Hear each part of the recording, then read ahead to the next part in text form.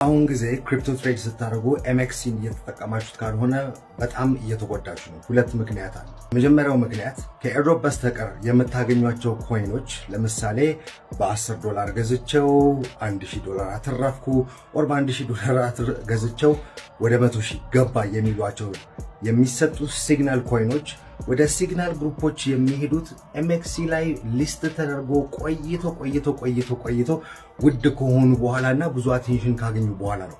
ብዙ በጣም ምርጥ ፕሮጀክቶች ገና ከጅማሮ ሬጂስተር የሚደረጉት ወይም ሊስት የሚደረጉት ኤምኤክሲ ላይ ስለሆነ ብዙ የፋይናንሻል እድሎች እዚህ ጋር እያመለጣችሁ ነው። ሁለተኛው ምክንያት ደግሞ ዴክስ ፕላስ የሚባለው አዲስ የለቀቁት ፊቸር ነው።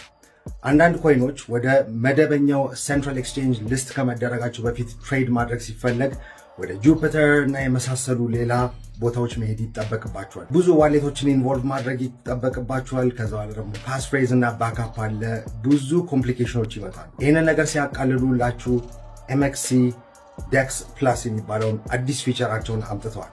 ይሄ ከመደበኛው ሴንትራል ኤክስቼንጅ ውስጥ ያላችሁን ፈንድ ቀጥታ ወደ ዴክስ ፕላስ ማስገባት እንድትችሉ ትሬድ ማድረግ እንድትችሉ እናም ደግሞ ሌላ ተጨማሪ ዋሌት ሴኩሪቲ መጠበቅ እንዳያስፈልጋችሁ የሚያስችል ፊቸር። ስለ ዴክስ ፕላስ የበለጠ ለማወቅ የምትፈልጉ ከሆነ ከዚህ ቀጥሎ የምለቀውን ቪዲዮ በዲቴል የማብራራበት ይሆናል።